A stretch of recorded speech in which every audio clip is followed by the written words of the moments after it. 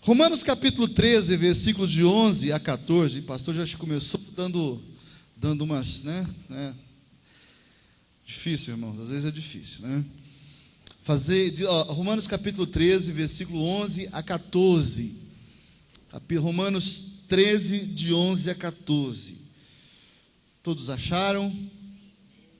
Romanos 13, de 11 a 14, está na projeção, se alguém precisar.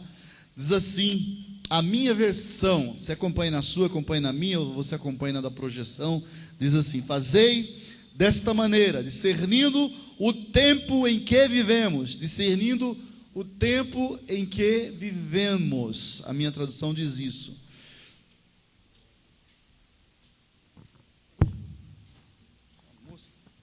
Meu Deus, vamos orar por isso aqui, viu? Cadê a Kátia? Eu vou orar, esse negócio aqui é espiritual, viu? Vamos em frente. Eu escovi os dentes, hein, irmãos? Vamos começar de novo. Fazei desta maneira, discernindo o tempo em que vivemos, pois que já é hora de despertardes do sono, porque agora a nossa salvação está mais próxima do que quando nós cremos. A noite vai passando, e chegado o seu final. O dia logo alvorecerá. Portanto, abandonemos as obras das trevas e revistamo-nos das armaduras da luz. Vivamos de modo decente, como em plena luz do dia, não em orgias e bebedeiras, não em imoralidade sexual e depravação, não em desavenças e invejas. Ao contrário, revesti-vos do Senhor Jesus, e não fiqueis idealizando como satisfazer os desejos da carne. Abaixe sua cabeça, queria que você fechasse seus olhos, vamos falar com Deus. Peça para o Espírito Santo falar ao seu coração nessa noite, em nome de Jesus. Peça assim: querido Espírito Santo, fala comigo, estou aqui na expectativa de ouvir tua voz. Fala comigo, querido Espírito Santo. Vamos orar. Pai, em nome de Jesus, obrigado pela tua palavra, conforme nós a lemos aqui em Romanos capítulo 13, versículo de 11 a 14, esse texto que é precioso, que nos mostra um caminho melhor, um caminho excelente, o caminho de vivermos uma busca de sabedoria no uso correto do tempo que ainda nos resta nessa terra. Nós pedimos graça agora e pedimos que o Senhor transmita a tua palavra na autoridade do teu Espírito.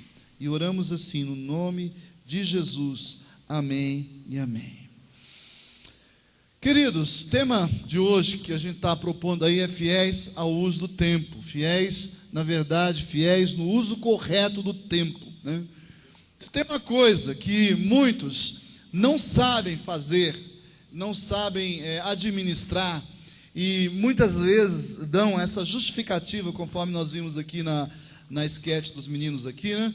É a questão do tempo. Muitos não sabem usar o seu tempo. Muitos, na verdade, usam o seu tempo de maneira desproporcional, de maneira indisciplinada, e muitas vezes chegam no final do dia, não esqueceram de fazer algumas coisas que eu julgo ser as mais importantes, as coisas mais emergentes, as coisas mais essenciais, as coisas mais necessárias. Veja bem que eu não tenho dúvida alguma que esse é um dos textos mais significativos de Romanos, devido ao seu conteúdo que aponta para a necessidade de urgência e brevidade com que devemos desenvolver a nossa peregrinação, a nossa caminhada cristã em relação a uma consciência do uso adequado do nosso tempo e também da nossa devoção. Infelizmente, como eu estava falando, essa velha desculpa, né? Essa desculpa ela é diabólica, essa desculpa de dizer que não tem tempo. Eu não tenho tempo. E às vezes você pode pensar que não tem tempo, mas você tem tempo. Não tem tempo para orar, você tem tempo. Eu posso te provar que você tem.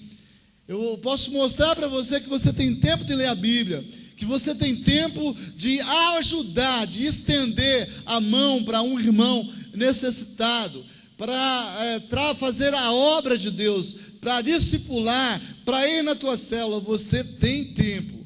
Talvez o que muitos aqui usem é esse velho jargão, essa justificativa de dizer que não tem tempo. Um grande teólogo contemporâneo chamado William Barclay, ele afirmou que Agostinho, chamado santo, ele se converteu quando leu o versículo 13 e o versículo 14, versículo 13 e o 14 aí, onde fala que nós precisamos viver de modo digno, de modo decente, como em plena luz do dia, não em orgias e bebedeiras, não em imoralidade sexual e depravação, e não em desavenças e invejas.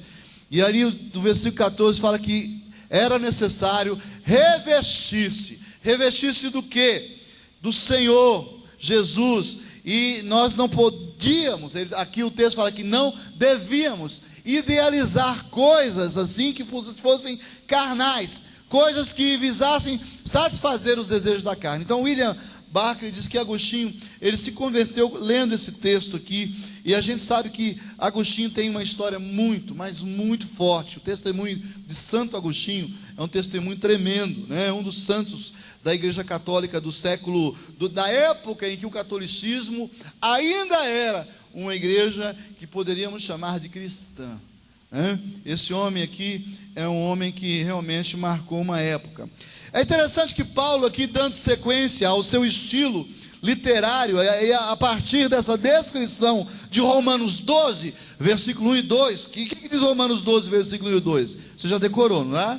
Romanos 12, 1 e 2, que diz lá: rogo-vos, pois, irmãos, pelas misericórdias de Deus, que apresenteis os vossos corpos como sacrifício vivo, santo e agradável a Deus, que é o vosso culto racional, e não vos conformeis com este mundo, mas transformai-vos pela renovação do vosso entendimento, para que experimenteis qual seja a boa, agradável e perfeita vontade de Deus. Veja que Paulo aqui começa essa sequência, começa em Romanos 12, e ele vai focando, ele vai indo aqui até chegar no capítulo 13 aqui, e continua pelo 14. Veja que Paulo vai focando aí o relacionamento que os cristãos devem possuir. Ele começa a falar no capítulo 12, que esse relacionamento tem que ser um relacionamento pensado, ponderado, um relacionamento racional. O culto que nós temos que dar ao Senhor é um culto inteligível, inteligente. E ele começa então essa sequência aqui, é dividida aqui a Bíblia, e aqui ele nos ensina isso. Veja que anteriormente ele se baseia na misericórdia de Deus antes. Agora ele aponta para o apelo escatológico, aqui no capítulo 13, inclusive. O apelo aqui é escatológico. O que é escatologia, gente? O que isso da escatologia? Escatologia é a doutrina do quê? A escatologia, não vale o Moacir. Escatologia, o Alan também não vale. A doutrina das últimas coisas. A doutrina das últimas coisas, do fim do mundo, tá? Que seja. Escatologia. Então, aqui no capítulo 13, 14, ele começa a trabalhar fortemente, apontando para essa realidade do fim. E a base aqui é a volta de Cristo. Está falando aqui no capítulo 13 que Cristo vai voltar. Cristo vai voltar, Acredite ou não, tem uma música que diz assim, Na argumentação paulina, nós vemos o apóstolo respondendo por que o cristão deve desenvolver os seus relacionamentos sem tomar a forma do mundo. Nós vimos isso aonde? Versículo 2 de Romanos 12. O crente não pode tomar a forma do mundo, Quando ele fala, não vos conformeis com este mundo, não tomai a forma, o formato, o jeitão do mundo ser. Se você quer me seguir, se você quer andar comigo, você tem que ser autêntico, genuíno, honesto, sincero. Você não pode, de forma nenhuma, fazer o que o mundo faz. O que é normal o mundo fazer hoje? O que é normal? Mentir. O que mais? O que mais, gente? Trair, roubar, Matar. O que mais? Beber. Fazer sexo livremente, sem ter dentro fora do casamento, Normal. Hoje é normal isso aí. O que mais? Normal. Falar mal dos outros. Enganar. O mundo faz essas coisas. Então, o que Paulo está chamando a nossa atenção aqui é que nós não podemos agir dessa forma também. Não podemos ter esse formato, esse jeito do mundo ser. Temos que ser diferente. A sua argumentação aqui agora, no capítulo 13, ela mostra que o cristão precisa e deve viver entre o agora e o depois. Você está vivendo agora, entre o agora e o depois. Olha só, o capítulo 13, ele vai falar sobre esse momento que você está vivendo e o depois. O depois é o quê? É a vida de Cristo. O agora é o quê? É a santificação. É a santidade, sem a qual ninguém verá o Senhor. Sem santidade ninguém verá o Senhor. O autor de Hebreus nos diz isso. Então essa relação entre o agora e o depois, ela faz toda a diferença. Se você não souber viver o agora, consequentemente você vai responder, você vai pagar um preço muito alto pelo depois. E esse preço é um preço incalculável, não tem como você fugir. Semeadura. Tem uma lei, talvez é uma das leis mais fortes da Bíblia. A lei da semeadura.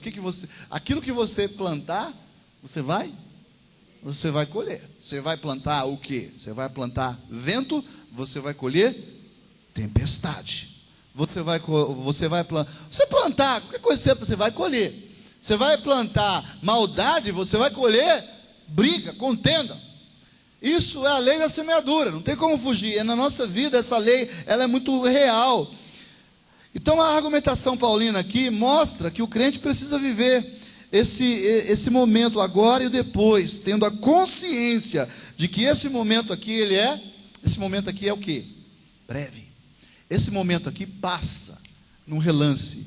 Esse momento aqui passa como um vapor. Eclesiastes, o autor Salomão diz que a vida é como um vapor que sobe. Você vê aquele vapor subindo, aquela água em forma de parece uma fumaça, e de repente você não vê mais nada. Assim Salomão diz que é a vida. A vida é como esse vapor, né? Eu estava vendo as minhas fotos, né? Alguns aí viram. Quando eu tinha 18 anos, foi outro dia, há 33 anos atrás. Cabeludo aqui, né? Para quem disse que eu não vi a minha cabeleireira, então cabelão enorme, né? E faz só 33 anos e eu já estou com 51. Daqui 33, se eu chegar lá, eu vou estar com 84. Não sei, eu não creio que eu vou chegar lá, porque Jesus vai voltar antes. Jesus vai voltar antes, amém? Amém, irmão? Jesus vai voltar antes. Jesus deve voltar, eu creio, até o ano 2020 ele volta. Eu creio, é meu, esse é um ponto de vista meu. Não vai sair daí e falar que o pastor está ensinando isso, não quer heresia. É um ponto de vista pessoal meu. Então é necessário que você se prepare. Esse momento aqui, ele é breve, mais do que nunca. Hoje esse momento é mais breve ainda, por causa da forma como o mundo está. As coisas estão acontecendo no mundo. Quem ficou sabendo que a semana passada, há 10 dias atrás, nós tivemos um tufão que passou por um país, o Vietnã? Foi pelo Vietnã? Filipinas. Matou 10 mil pessoas. Você ficou sabendo disso? 10 mil. A Bíblia diz em Mateus 24 que nos últimos tempos nós iríamos ver esse tipo de coisa. E nunca aconteceu tanto terremoto, nunca se teve tanta tempestade, tanto tufão passando, matando, dizimando, ceifando pessoas, como nos dias de hoje. Não estou falando nem em corrupção, não estou falando nem em maldade, não estou falando nem em tecnologia. Eu estou falando que esse quadro do mundo nos aponta claramente para a segunda vinda de Cristo. Essa segunda vinda de Cristo está muito próxima. A Bíblia diz que quando se começasse um período em que o amor esfriasse, a Bíblia diz que quando começasse um período em que acontecesse tais sinais, que está lá em Mateus 24, aí estava muito próximo de nós vermos o fim acontecendo. Eu creio que isso, nós estamos aí, irmãos, praticamente escrevendo. A igreja do Senhor na face da terra está escrevendo as últimas páginas de um livro. Nós estamos escrevendo as últimas páginas de um livro, que é a volta. Esse livro, ele encerra com a volta gloriosa de Jesus Cristo. Primeiramente vai acontecer com o arrebatamento dos santos. Depois tem um período de tribulação, né? E talvez alguns creem que esse período nós vamos passar por parte desse período. Eu tenho meus questionamentos em relação a isso, mas alguns creem. A teologia tem vários pontos de vista diferentes, mas a grande verdade que o que nos interessa é que Cristo vai levar a sua igreja, vai levar os santos. A Bíblia diz que os santos vão sumir, desaparecer, igual a Elias, sumiu, né? De repente ele sumiu numa carruagem. Só que nós vamos sumir instantaneamente. Elias ainda, o profeta, viu, ele teve uma visão daquele sumiço dele, assim, ainda talvez tivesse uma noção de que ele foi levado, ele viu isso. Agora nós vamos, vai estar abraçado com a namorada, um vai, outro fica. Ou não é vocês não, viu? Um vai, outro fica. Os dois, amém? Amém? Amém? Vai ficar um monte de roupa aí no chão, porque roupa não vai para o céu. Vai subir todo mundo com o corpo glorificado. Vai subir, o Senhor vai transformar os nossos corpos. A Bíblia diz isso. Eu creio nisso, irmãos. Assim como Jesus ressuscitou, assim como Ele está vivo, eu creio nisso. Mas entrando no assunto aqui, veja então, essa relação entre o agora e o depois, nós precisamos entender isso. Por isso que o texto diz que nós temos que compreender esses dias. Talvez vocês hoje estejam fazendo projetos. Alguns aí estão querendo casar. Não sei se você vai casar não, viu, jovem? Jovenzinho, adolescente, você que tem 12, 13, 14 anos, não sei se você vai casar não, se vai dar tempo, tá? Não sei, amém, se você não casar, você vai ter coisa melhor do que ter a companhia de um parceiro do seu lado, uma parceira. Você vai ter a companhia do Senhor, o Rei dos Reis. Isso é tudo. Então não fica preocupado se vai dar tempo para você casar ou não. Se vai dar tempo para você fazer algumas coisas que você quer fazer, uns projetos. A sua faculdade, você vai ter que se formar, está fazendo TCC, né, Sara? Fazendo provas, para você ser uma profissional em uma área específica. Não sei se você vai ter tempo para isso, porque Ele vai voltar. Por isso que nós temos que remir o tempo. O cristão deve ser fiel. O cristão deve ser fiel no remir o tempo, sabendo conscientemente que ele é breve. O cristão deve ser fiel no remir o tempo, sabendo conscientemente que ele é breve. Guarda essa frase. O cristão deve ser fiel no remir o tempo, sabendo conscientemente que ele é breve. O tempo vai passar, rapidinho. Então, se você não está preparado, e não tem segunda chance não, hein? Tenho lá minhas dúvidas, esse negócio de segunda chance. O cara vai ficar aqui, passar pela tribulação. Sei não, hein? Eu acho que não tem segunda chance não. Ou o cara sobe ou o cara vai para o inferno. Vai ficar aqui. Então você tem que viver vida de novidade todo dia, santidade. Santidade do Senhor. Então cuidado com a sua vontade, cuidado com os seus desejos. Deixa eu correr, senão a gente não caminha aqui na mensagem mais. Veja bem, esse texto aqui, amados, ele nos dá algumas direções a seguirmos para sermos fiéis no remir o tempo. Está lá, o pessoal lá da técnica no fundo lá, direções que a seguirmos para sermos fiéis no remir o tempo. O texto nos apresenta pelo menos 3 ou 4 direções, e eu queria compartilhar bem sucintamente com vocês. Primeira delas, a primeira direção que nós encontramos aqui, esses 4 versículos aqui nos dá 4 direções. Primeira direção que devemos seguir para sermos fiéis no remir do tempo é viver uma vida diligente, é buscarmos viver diligentemente. O que é viver diligentemente, gente? O que é viver diligentemente? É viver o quê? Você está ligado? É viver atento. Você tem que estar atento, sabe? Você não pode estar distraído. Distraído vai perder a bênção. Você lembra da parábola das 10 virgens? 5 estavam ligadas e as outras 5 estavam na boa. Se você estiver bem na boa aí, você vai ficar. A Bíblia diz que você vai ficar. Então é preciso que você esteja vivendo diligentemente. De viver diligente é viver conscientemente, é viver de maneira atenta, é viver de maneira observadora, tendo essa visão de que os dias são realmente difíceis, os dias são maus. Alguns de nós aqui estamos preocupados com coisas que são fúteis, coisas que são passageiras, e não estamos vivendo diligentemente. Estamos preocupados sim com o time de futebol, estamos preocupados sim com o nosso lazer, com as nossas férias, com o nosso bem-estar, estamos preocupados sim com o nosso descanso, mas nós precisamos viver realmente comprometidos com o Senhor. Essas coisas são importantes, mas elas precisam ser vividas proporcionalmente à sua necessidade.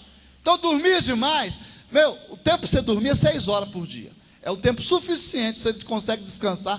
É comprovado cientificamente. 6 horas por dia. Tem gente que dorme 10. Você está jogando 4 horas fora. Tudo bem. É até aceitável que você durma 6 horas e meia, 7 horas. Mas tem gente que dorme 10 horas. Você tem que rever tudo isso.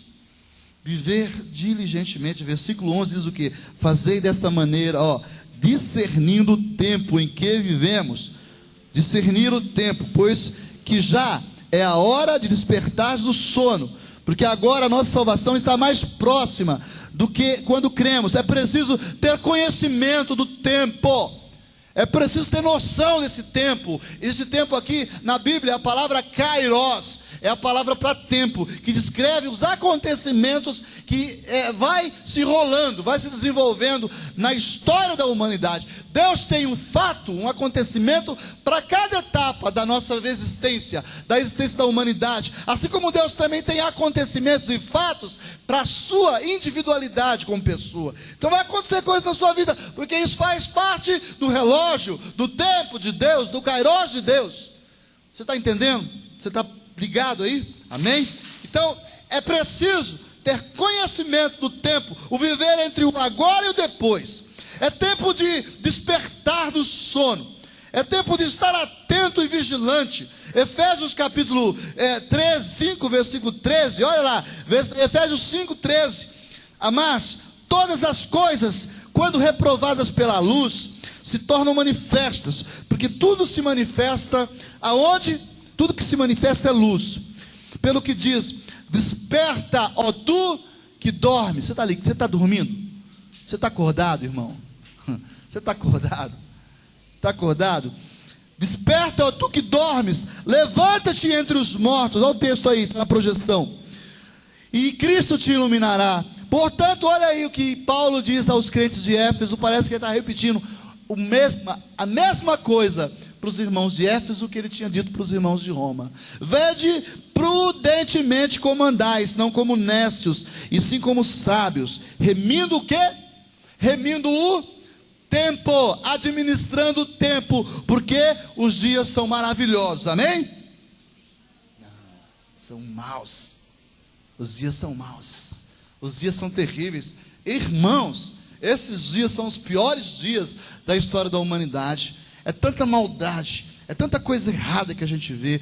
É tempo de nós estarmos despertos e não dispersos, e não dormindo. É tempo da gente estar despertado, ligado. Então a hora agora não é hora de dormir, não. Tem que orar de madrugada, sim. Levanta de madrugada para orar, ou senão vai dormir tarde para ler na Bíblia orando, e acorda cedo para trabalhar. Você precisa agora, mais do que nunca, ser um acadêmico, um formado nas Sagradas Escrituras, na Palavra de Deus. Quanto tempo você gasta com esse livro? Essa semana acho que eu li o quê? Uns 2, 3 capítulos, se é que você leu. Querido, misericórdia, você precisa ler a Bíblia, senão você vai para o inferno. Se você não ler a Bíblia e não orar, você não vai para o céu. Eu posso dizer isso porque o crente, ele tem que ler a Bíblia, ele tem que orar. Mas tudo bem. Essa semana um discípulo meu estava falando assim: pastor, mas tem dia que não dá, eu entendo, mas se não der naquele dia, proporcionalmente no outro dia você vai ler o dobro, né? Ontem foi feriado, antes de ontem, né? A gente gosta, churrasquinho, festa, casamento ontem, todo mundo gosta de sair com a galera, com a moçada, né? Mas esse tempo que você para estar com os meninos que fizeram muito bem aqui na presença de Deus, quanto tempo você investe com o Criador, com pessoas que precisam de você? Amados, os dias são difíceis, é tempo de despertar do sono. A salvação está mais próxima do que imaginamos. A salvação tem 3 tempos da salvação. Qual que é o primeiro? A salvação passada. O que envolve a salvação passada? Envolve a justificação. Ou seja, nós, quando entregamos a nossa vida para Jesus no passado, nós ficamos livres da penalidade do pecado. Estamos livres. O pecado não tem mais domínio. Às vezes tem, porque a gente deixa da legalidade. A gente não confessa tudo. Não é tratado totalmente, plenamente. Então, o pecado tem áreas da nossa vida que precisam ser tratadas totalmente. E a gente fica cozinhando o galo, né? mas a gente não pode. A salvação passada envolve a justificação. A salvação presente envolve o quê? Que é agora. Envolve o quê? A santificação. A salvação presente envolve a santificação. Ou seja, lutar contra o poder do pecado. O pecado não tem mais domínio na minha vida. Então você está lá, por exemplo, você está lá, cara, a moça do caixa te deu 10 a mais no troco, né? Ela tinha que te dar R$23, você deu R$100. Tá duro, hein? Estou sofrendo uns ataques aqui. Tá duro, né? Moça do caixa, você deu R$100 para ela cobrar 23. Ela te deu 87 de troco, ela te deu R$10 a mais. Você contou, ela cobrou só 13. Opa! Dezão. Irmãos, a gente é tentado todos os dias a fazer coisas erradas. Tentado, né? O casalzinho de namorado está namorando lá, né? Vem cá, Lucas. Vem cá, Lucas. Está namorando, né? Aí o casalzinho de namorado começa a passar a mão onde não deve, né? Começa a passar a mão aqui, começa a passar a mão ali, começa a passar a mão lá. É sério, gente? Jesus está nesse negócio? Aí aparece com uma mancha no pescoço, aí vem com uma blusa assim levantada. Jesus está nesse negócio? Aí chega em casa, está assistindo televisão, meia-noite, liga no canal de televisão perigoso, olha lá. Nem pisca. Jesus está nesse negócio, gente. Perigo. Irmão, você tem que ficar atento. A salvação presente envolve a santificação, lutar contra o poder do pecado. E a salvação futura envolve o que? A salvação futura? A glória, a glorificação. Ou seja, livres para sempre da presença do pecado. Agora estamos com o Senhor, vamos estar com o Senhor. E agora não temos mais essa influência maldita do pecado na nossa vida, das coisas erradas da nossa vida. Por mais que a gente não queira, às vezes nós somos tentados, erramos. Eu não estou dizendo que você não tem que não pecar. Você não é impecável. Você tem que lutar para tentar ao máximo não pecar. Então você não pode dar brecha. É buscarmos viver diligentemente, é isso, irmãos. Uma outra direção a seguirmos aqui, para sermos fiéis no remeio do tempo, é termos uma atitude acordada. Termos uma atitude acordada. Dá um clique aí, está ligado aí, Ed? Está ligado? Então tá isso aí. Atitude acordada. Sabe o grande problema? É que nós estamos dispersos, dormindo, roncando, né? Roncando que nem boi, né? Atitude acordada nós temos que ter. O versículo 12 diz o quê? A noite vai passando, é chegado ao seu final, o dia logo alvorecerá, virá. Portanto, abandonemos as obras das trevas e revistamo-nos do que, irmãos? Das armaduras da luz. Então nós temos que estarmos despertados, acordados. Não podemos estar dormindo. Se nós queremos ser fiéis no uso correto do tempo, uma direção que nós precisamos seguir aí é termos uma atitude acordada. A noite está chegando ao fim, o dia já vem raiando, já raiou, né? A noite é o quê? A noite representa o quê? O velho. A noite representa o velho das trevas, as coisas ruins, aquilo que não presta. O dia inicia-se na vinda de Jesus. O dia se inicia a partir do momento que Jesus entra na nossa vida. A partir do momento que começa o processo de mudança, aquela ebulição, aquela coisa gostosa, prazerosa que nós sentimos aos pés do Senhor. E o fogo começa a queimar, inflamar. A gente não quer sair da presença do Senhor. E de repente o Senhor começa a vir e começa a ministrar no nosso coração. E o nosso coração não se contém, é muita coisa. Você não consegue segurar aquela coisa poderosa que está dentro de você. E aí você começa a ter reações. Você começa a pular, cantar, falar em línguas, um monte de coisa. Chorar, né? Os pentecas começam a sapatear, né? Os mais... É isso. É poder, né, Paula? É poder. Irmãos, é dia. E agora é a hora do Senhor estar se manifestando. É o momento dele estar agindo. Então, o dia inicia-se na vida de Jesus. As obras das trevas devem ser o que então? deixadas, abandonadas, colocadas de lado. As obras das trevas são o quê, irmãos? As vestes do velho homem. O que é que você fazia? O que você não faz mais? Eu estou dando curso para os homens aí do Hombridade, aí, né? Uma bênção, né? O que que você fazia? E tem uns aí que faziam umas coisas, né? Hoje não faz mais. Amém, homens? Amém? Amém? Vocês estão dormindo? Amém? Hoje não faz mais, né? Antes você fazia um monte de besteira, um monte de coisa errada, né? Até brigava com a esposa, né? Estava em rota de colisão com o filho, com a esposa. Hoje, não. Hoje, não. A filha também. É filho, a filha.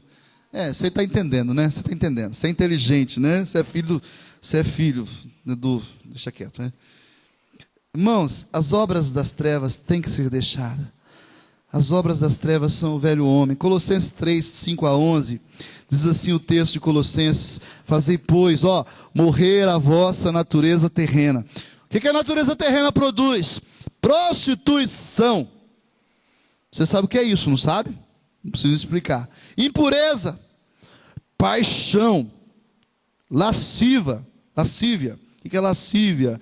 Lascívia é um desejo sexual que não pode ser correspondido. É aquela coisa de você ficar imaginando a Mariazinha, não sei o que. Essas coisas é pela lascívia. Você não sabe se controlar. Tua mente está sempre cheia de sexo, fora dos padrões de Deus. É desejo maligno. Avareza e a idolatria. Porque essas coisas é que vem a ira de Deus sobre os filhos da desobediência. A Bíblia é radical, irmãos.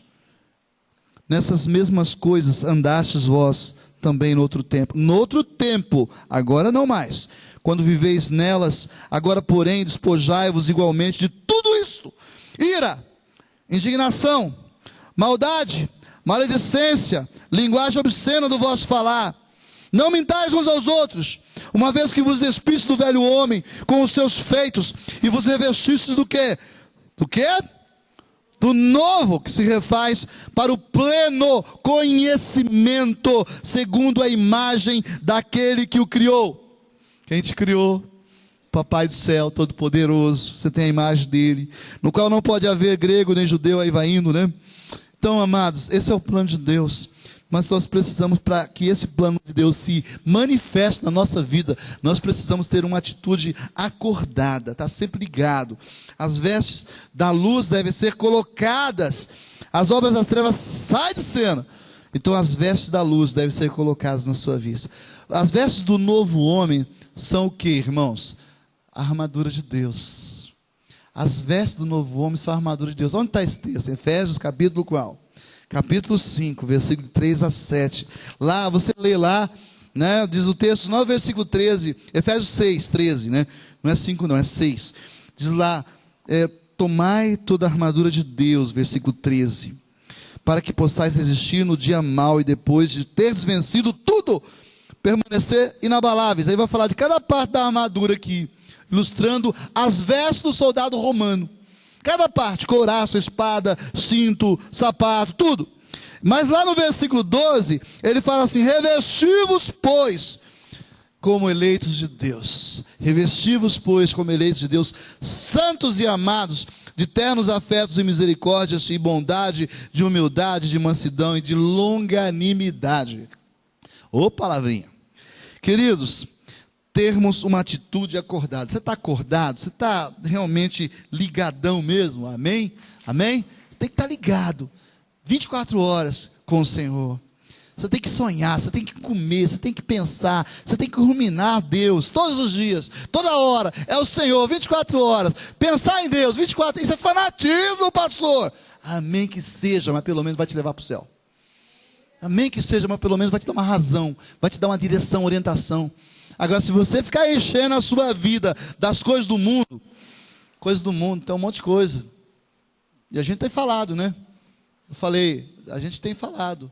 Coisas do mundo, um monte de coisas. Tem outras que a gente poderia falar, mas eu não vou entrar nesse mérito aqui agora, por causa do horário. Uma outra direção a seguirmos para sermos fiéis no remir do tempo aí, para a gente poder agradar ao Senhor, é praticarmos um comportamento coerente. Praticarmos um comportamento coerente. Tá ligado aí, Ed? É o Ed. praticarmos um comportamento coerente. Versículo 13 diz assim: vivamos de modo decente, como em plena luz do dia, não em orgias e bebedeiras, não em imoralidade sexual e depravação, não em desavenças e invejas. Ou seja, precisamos ter um comportamento condizente. Você fala que é crente e faz um monte de coisa errada. Você precisa ver que a Bíblia é radical. Fala para o seu irmão, a Bíblia é radical. A palavra de Deus é radical. Então você não tem que fazer isso não. Isso é o mundo que faz. É a Bíblia que está dizendo, é Deus que está falando, não sou eu. Praticarmos um comportamento coerente, versículo 13. A maneira cristã de andar deve pautar pela integridade. Você tem que ser íntegro. Se você diz que é de Deus, então seja íntegro, correto, transparente. Seja um cara autêntico, genuíno. Efésios capítulo 4, versículo 1 diz: rogo-vos, pois, eu, o prisioneiro do Senhor, que andeis de modo digno da vocação com a qual você foi chamado. Você foi chamado? Deus deu uma vocação para você, seja digno com aquela vocação. Dignidade, gente. Precisa demonstrar dignidade por aquilo que você recebeu, por aquilo que você é no Senhor. Isso é praticar comportamento coerente. A maneira cristã de andar deve refletir a luz do dia. A Bíblia diz que Jesus é a luz do mundo. E nós temos que refletir a luz de Jesus na nossa vida. João 3:21 diz que quem pratica a verdade aproxima-se da luz, a fim de que as suas obras sejam manifestas, porque são feitas em quem? Em Deus. Está aí o texto. O Deus está aí. Efésios 5:8 diz que outrora nós éramos os trevas, mas agora nós somos o quê? Luz no Senhor. Andai como filhos da luz. Queridos, então está aí a direção. Maneira cristã de andar deve refletir a luz do dia. A maneira cristã de andar repudia um monte de coisa. Se você olhar para o texto aí, o texto vai falar no versículo 14 sobre repudiar. Vivamos de modo digno e decente, como em plena luz do dia, não em orgias. Ele vai falar, ele dá uma relação de coisas: bebedeiras, imoralidade, depravação. Vai falando, ele dá uma lista, uma listinha para a gente aqui. Efésios capítulo 5, versículo 3 a 7 também. As orgias são o quê? As noitadas de jogos, bebidas, prazeres ilícitos. Tomar uma a mais, sabe aquilo lá, aquilo. Isso aqui é orgia. Quando você sai, perde o sentido, a noção. Quando você fica, mas se ficar embriagado ou bêbado, é a mesma coisa. O embriagado fica um pouquinho mais alegre, o bêbado fica caindo, É a mesma coisa. Você está sob efeito, você não está lúcido, você não está o quê? A Bíblia diz que você não deve andar assim. Você não deve andar com bebedices, embriaguez, descontrole diante do vinho, ou qualquer uma bebida alcoólica. O que é impudicícia, gente? O que é impudicícia? Você sabe, aí eu estou uma palavra aí, impudicícias. É luxúria. O que é luxúria? Sabe o que é luxúria? É um pecado gravíssimo. Esse pecado da luxúria, na verdade, ele aponta para vários pecados, mas em suma, é você criar um mito na sua cabeça. É você criar uma expectativa por alguma coisa que você não pode corresponder. Então luxúria. Vamos dar um exemplo. Você quer ter muito dinheiro. E você olha para o cara tem dinheiro, você olha para o carro do cara, você fica criando aquilo. Você não pode ter aquilo, mas você fica ali criando aquilo, você querendo viver aquilo, e às vezes gerando dentro de você um ambiente que Deus não está naquilo. O que podemos usar como exemplo também? Questão sexual, luxúria. O cara fica criando o cara vê a Mariazinha, mas ele fica imaginando a Mariazinha sem roupa. Fica imaginando que ele está se envolvendo com ela. Ele fica criando um mito na cabeça dele. E ele começa aí, que esse mito começa a mudar o caráter moral dele. Começa a sediar, começa a fazer um monte de coisa. Porque luxúria. É luxúria. Você cria expectativas que não podem ser correspondidas. Isso é luxúria. Tem um monte de crente vivendo esses pecados. Talvez ele nem se envolva, mas ele está aqui na mente. Ele vai alimentando esses pensamentos assim de desejos que ele tem, que não podem ser correspondidos. Isso é luxúria. Aí o texto vai falar ainda de dissoluções. Nós falamos em impudicícias, luxúrias, desejos da cama proibida, Infidelidade. Isso é Impudicícias. Essa palavrão aí, né? Dissoluções. Outra palavrão aqui, ó. O que é dissoluções? Lascívia. Está tudo relacionado com a questão sexual. Imoralidade. Ou seja, aquilo que faz você perder a vergonha. Faz de você um sem vergonha. E você até consegue enganar a Deus. Ou enganar as pessoas. Você dá uma disfarçada, a pessoa não percebe que você é um taradão. Mas você não engana a Deus. Você não engana a Deus. Isso aqui é dissoluções. Ou seja, um sentimento de lascívia, descontrolado, sexual, descontrolado. Tem homem que não consegue dominar esse demônio da sexualidade. Ele vê sexo em tudo. Ele passa uma mulher, olha para o bumbum da mulher, fica olhando. É assim, irmãos. Tem homem que é assim, fica olhando para os seios, fica olhando para... E mulher também, porque hoje não é só homem não, viu? Tem mulher também que, meu Deus, misericórdia, misericredo. Tem mulher que está até pior do que os homens, fica se oferecendo. Fica, sabe, acenando, chamando os homens para si. Isso é as dissoluções. Contendas aqui é brigas, desejos de possuir poder e prestígio. Isso é contenda. Ciúmes. O que é ciúmes? É uma inveja descontrolada por algo que tira você do sério. Aquele que não se contenta com o que tem. Isso é ciúmes. Isso é ciúmes. É isso que no versículo 13 aqui Paulo está apontando, esse tipo de pecados que impede você de remir o seu tempo. Você fica gastando energia com essas coisas e você não se santifica.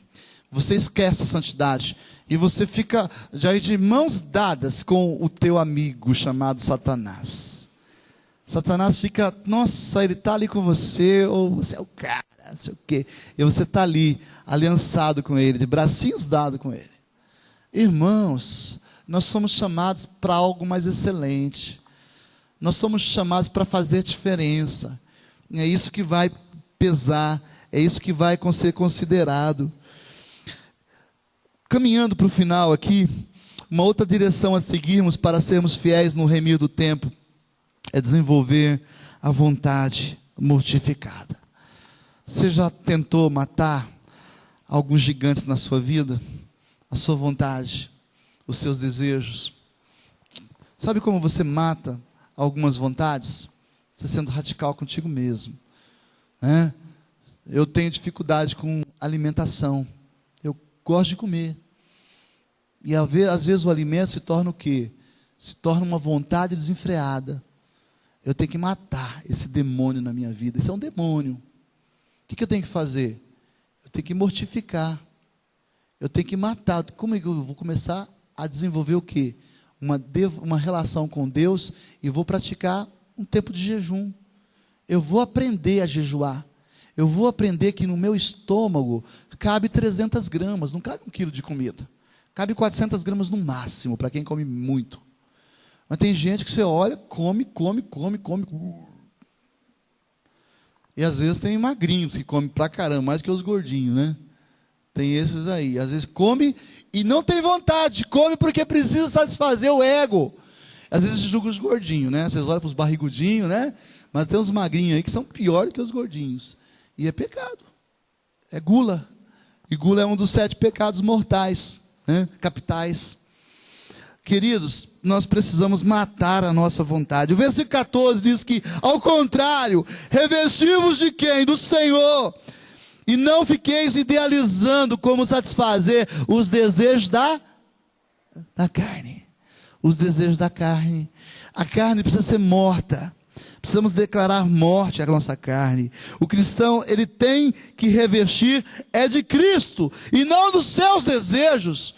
É de Jesus que ele tem que estar cheio, não da sua vontade.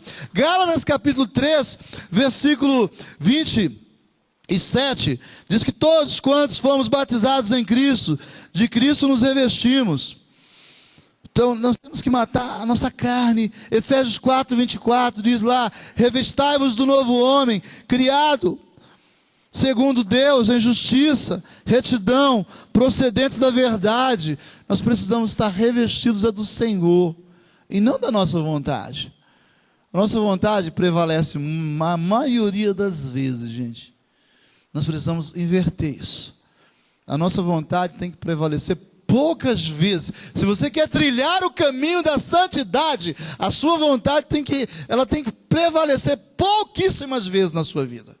A vontade do Senhor é que tem que prevalecer. Queridos, outro texto, Colossenses 3,10, diz o que lá? E vos revestiste do novo homem, que se refaz para o pleno conhecimento do seu novo homem, nova mulher, segundo a imagem daquele que o criou. De quem você está se revestindo? É da sua vontade? É dos seus desejos? Ou você está se revestindo de Cristo? Das coisas do alto, como Colossenses mesmo dá, buscar as coisas do alto. Colossenses 3:1 ou 1:3, onde Cristo está sentado. Atentai, pensai nas coisas do alto. Nós ficamos pensando, buscando as coisas desse mundo. Esse é o grande problema. O cristão não deve ceder à carne. A carne tem que ser a sua luta constante. A carne tem que ser a sua luta, diária.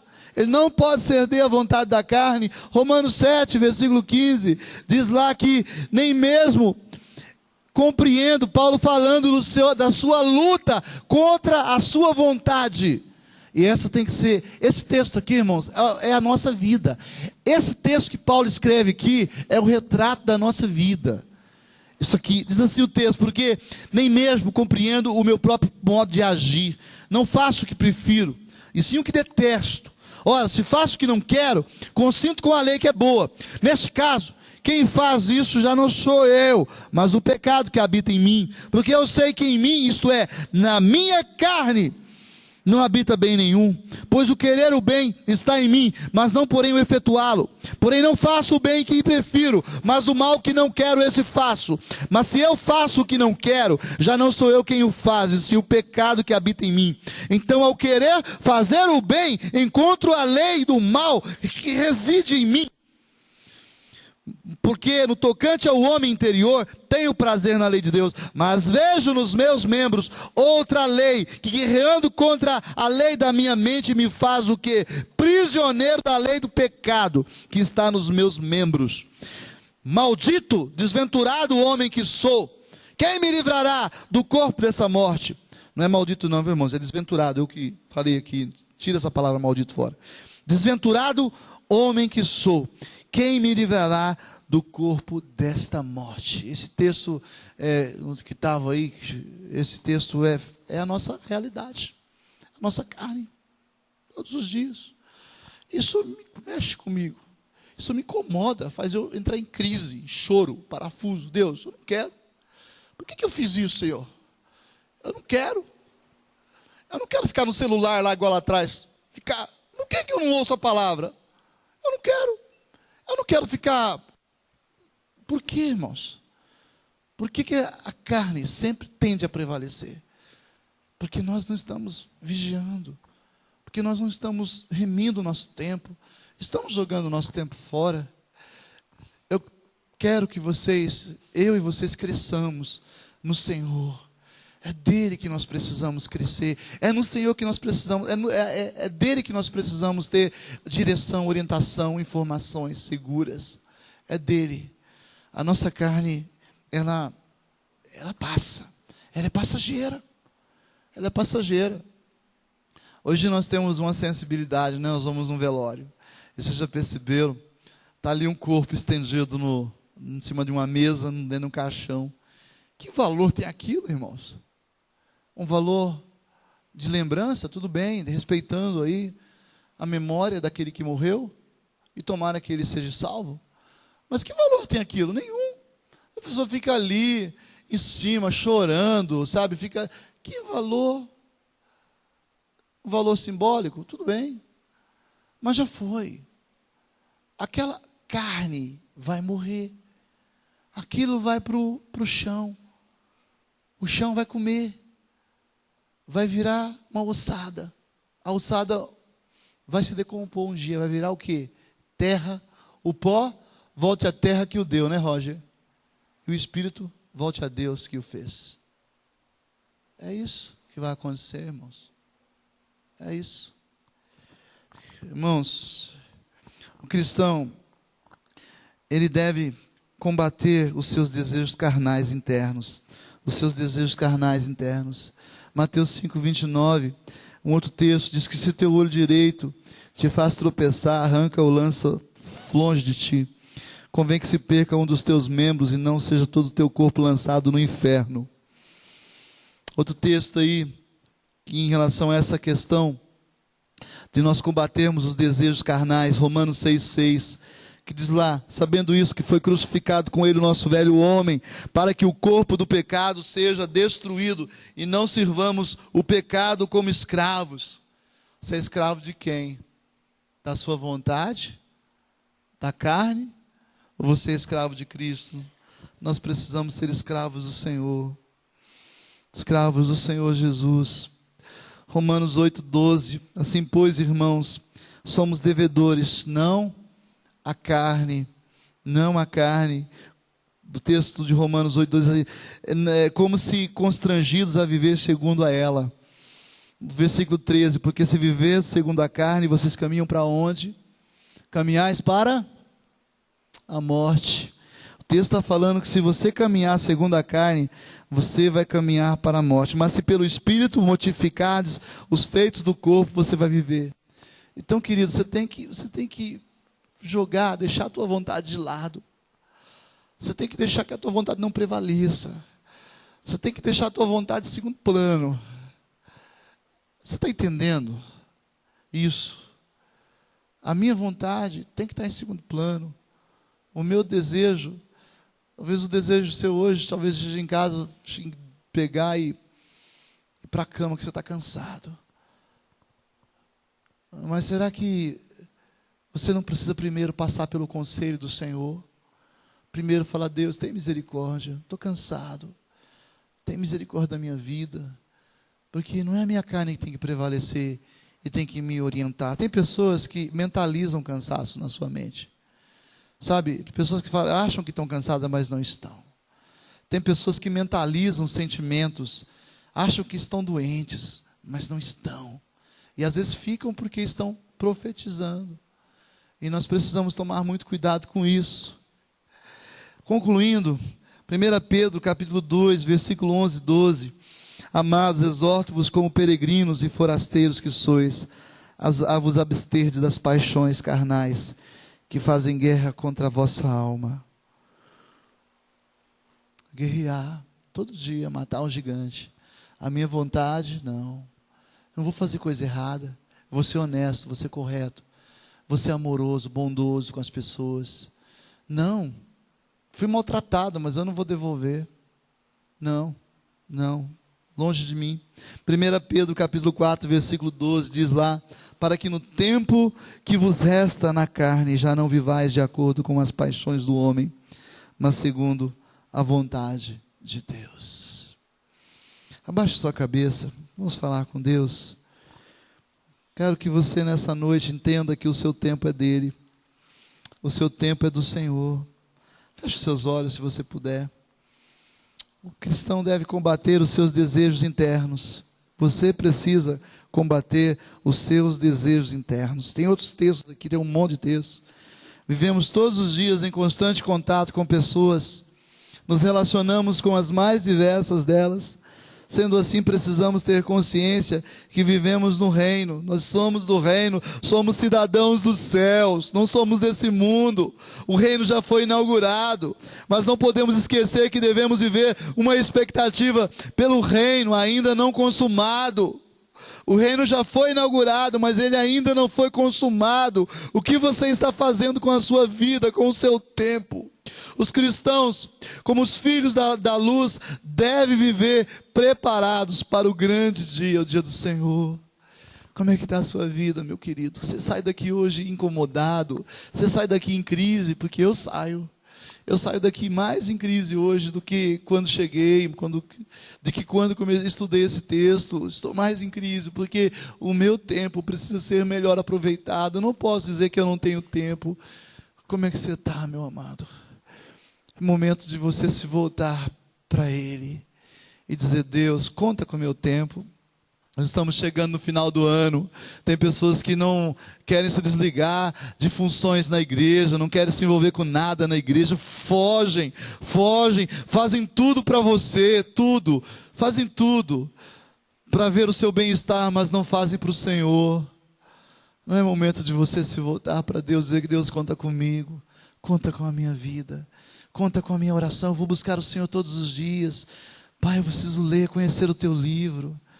Pai, eu preciso deixar o Senhor mudar a minha mente, mudar a minha boca, a minha língua, os meus olhos. É momento de você se santificar, meu amado. Eu quero orar por você essa noite, antes de nós terminarmos. Quero que você fique em pé.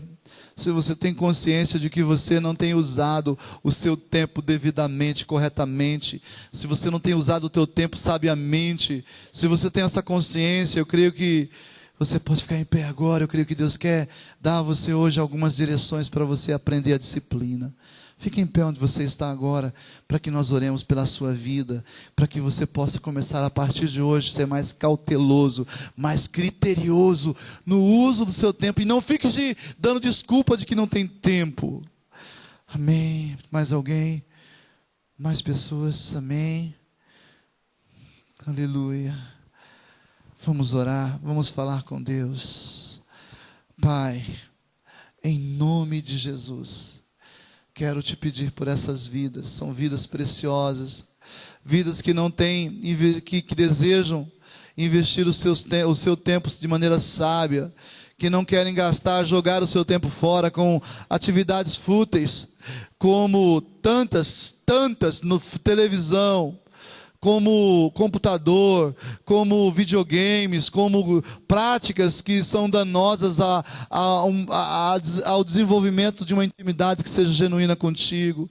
Eu oro por esses queridos, para que eles tenham sabedoria também no seu dia a dia, na condução das suas vidas, para que eles possam administrar o seu tempo, porque os dias são maus, os dias são difíceis. Momento de nós nos consagrarmos, de nós nos voltarmos para o Senhor. Eu oro por cada um desses queridos e peço em nome de Jesus, toma eles nas tuas mãos e começa um processo na vida deles de mudança de valores, de mudança de prioridades. Eu oro para que o Senhor haja em favor de cada um deles. Toma eles nas tuas mãos, Pai. É a minha oração no nome de Jesus. Amém. Amém. Vamos ficar de pé, nós vamos cantar uma música, celebrar um cântico nesse momento, que ressalte a nossa prioridade com Deus, que ressalte a nossa vida com Deus, que ressalte a fidelidade com Deus, que ressalte que nós precisamos colocar o Senhor em primeiro lugar, que ressalte que Deus deve ter a primazia. Nós vamos cantar uma música que priorize a nossa relação de intimidade com Ele, de proximidade com Ele. Em nome de Jesus, essas músicas não vão me ajudar, então a gente vai cantar. Eu preciso que o pessoal me ajude aqui. Rapidinho, gente, vamos lá, vamos lá, pessoal, em nome de Jesus, me ajuda aí. Vamos celebrar ao Senhor com um cântico que fale da nossa prioridade, de ter o Senhor como primeiro. O Senhor estar em primeiro plano na nossa vida. Um cântico que ressalte essa importância, essa relevância de nós deixarmos que a nossa carne não prevaleça, que a nossa vontade não prevaleça, mas o Senhor, que o Senhor prevaleça, que o Senhor seja o primeiro, que Ele seja o nosso universo, como aquele cântico diz, que Ele esteja em primeiro lugar, sabe? Que o Senhor seja de fato a primazia em tudo na nossa vida, e que a nossa vontade esteja sempre em segundo plano, em segundo lugar, em terceiro lugar, mas que o Senhor, somente o Senhor possa prevalecer, em nome de Jesus. Amém. Aleluia, aleluia, aleluia, aleluia, aleluia, amém, aleluia. Amém, irmãos? Tem algum cântico aí? Calma. Aleluia. Aleluia. Feche seus olhos. Ore a Deus. Fale com Deus. Fique em espírito de oração. Fique em espírito de oração.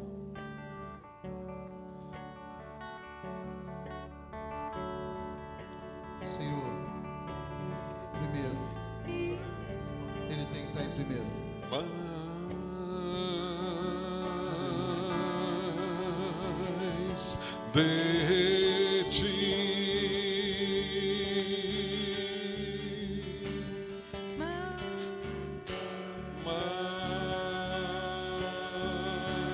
Mais de ti. De ti. E menos de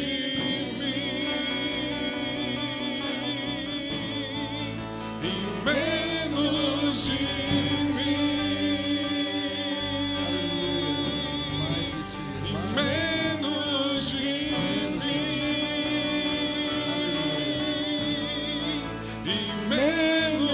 de mim, e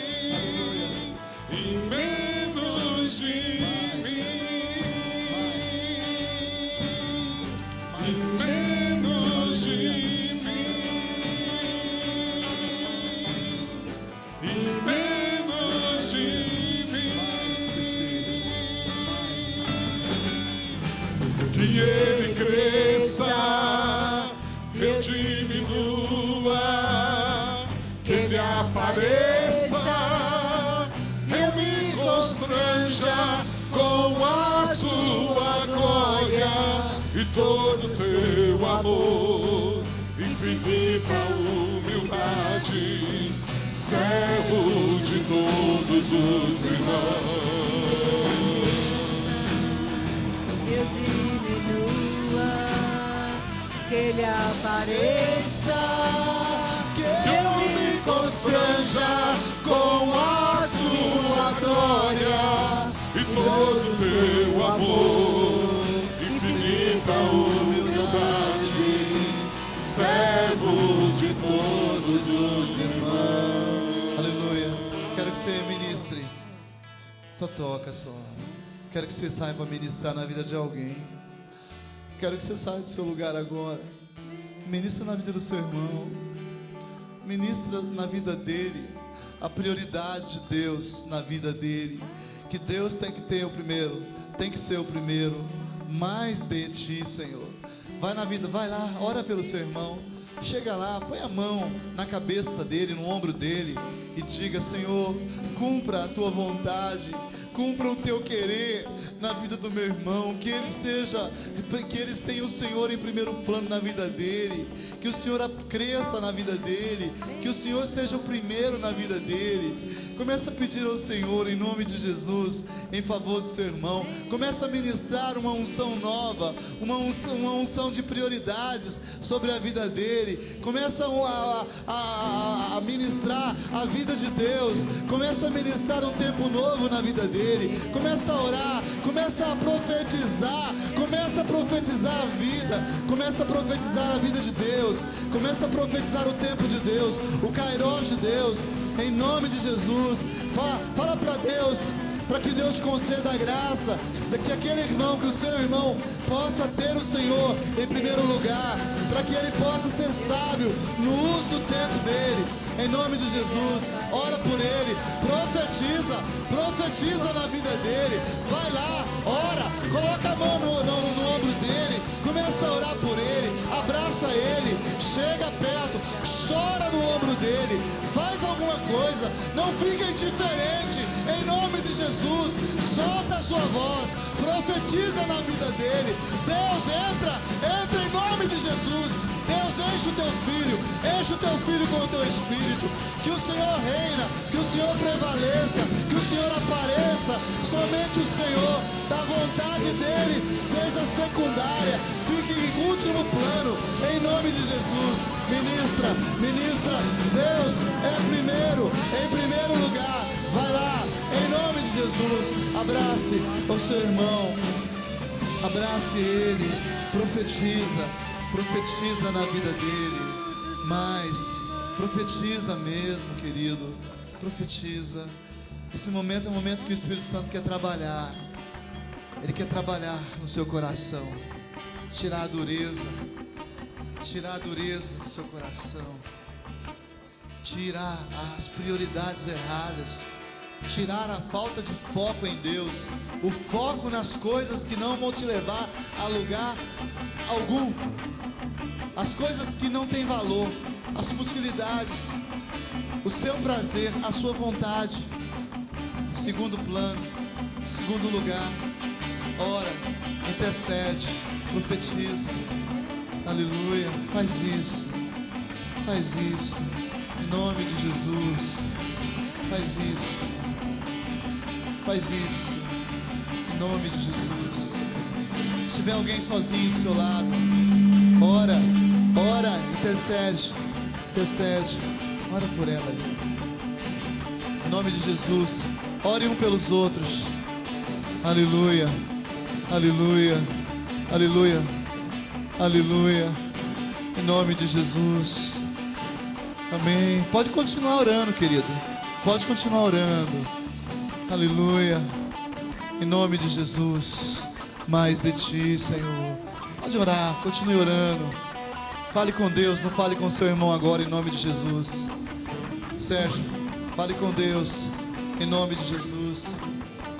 Em nome de Jesus. Continue orando.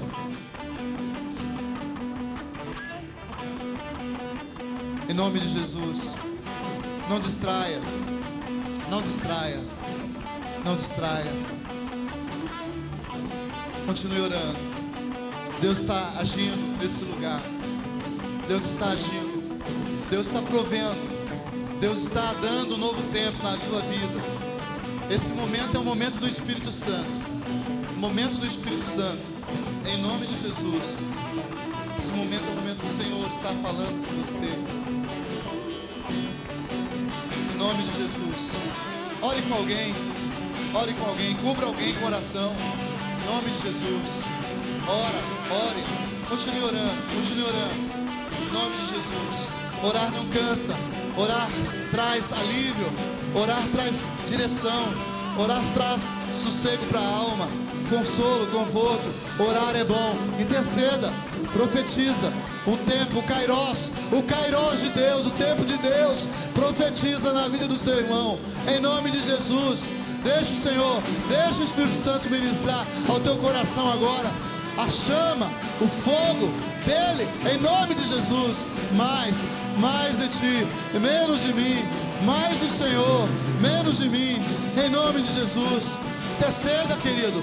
Em nome de Jesus. Não se distraia. Em nome de Jesus. Não se distraia. Não se distraia. Interceda, ore. Fale com ele. Em nome de Jesus.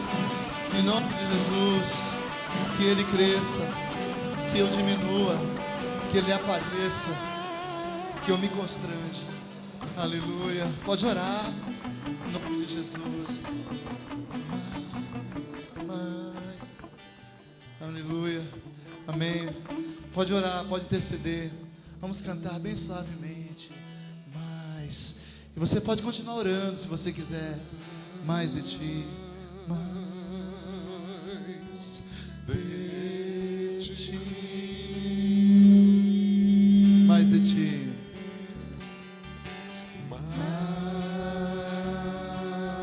Diga isso. Feche os seus olhos. Não deixe que nada te distraia. Feche os seus olhos. Mais de ti. Mais de ti. Mais de ti. Mais de ti. Mais de ti de novo. Aleluia. Aleluia.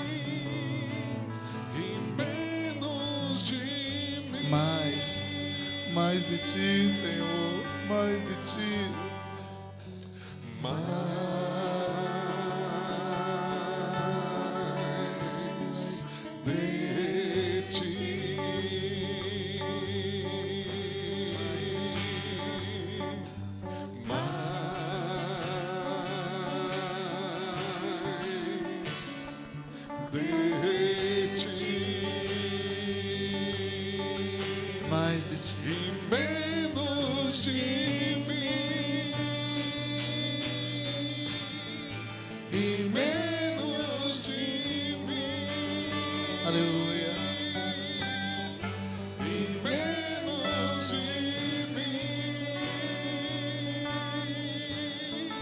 e menos de mim.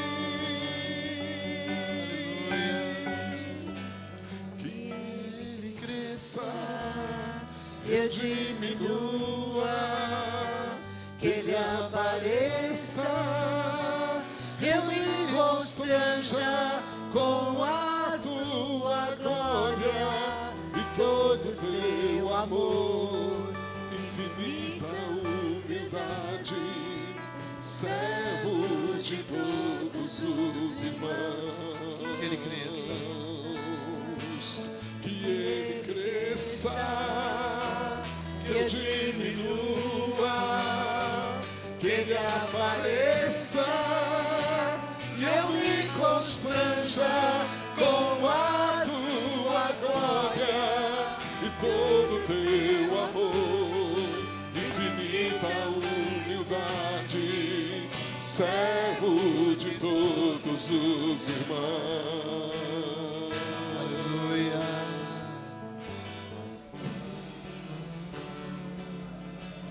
Mais de ti, declare, mais de ti, mais.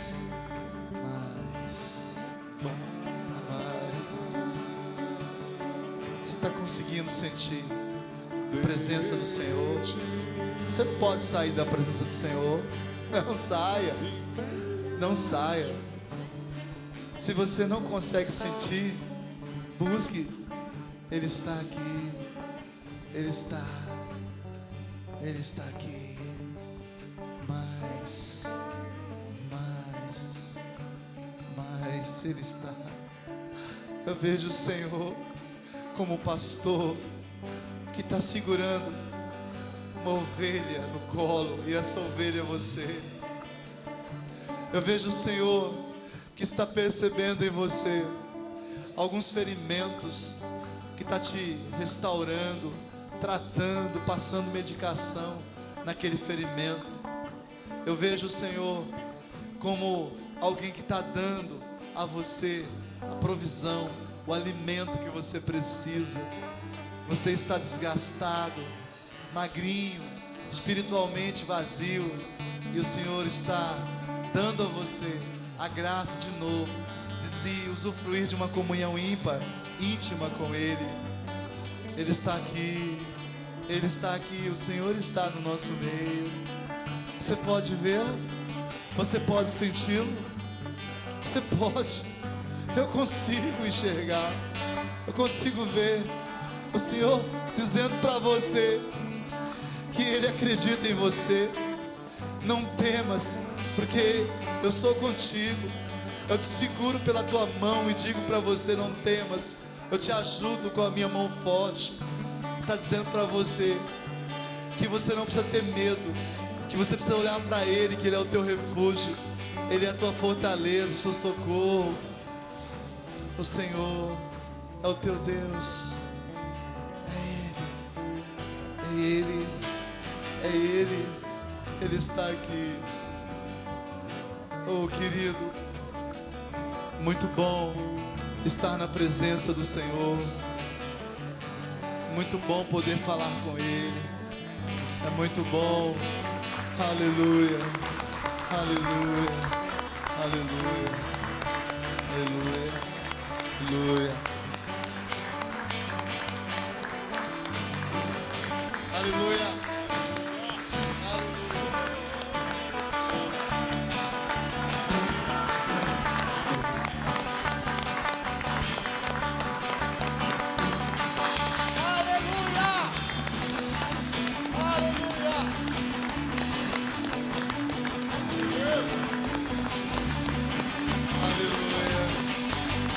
Aleluia. Aleluia.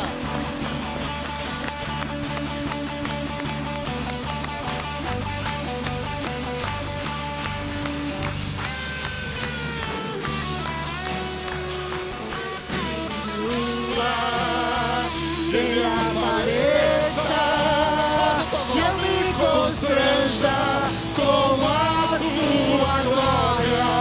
E todo teu amor, infinito infinita humildade, servo de todos os irmãos. Que ele cresça, que eu diminua, que ele apareça, que eu me constranja com a sua glória, infinita seu amor, infinita humildade, servo de todos os irmãos. Aleluia, aleluia.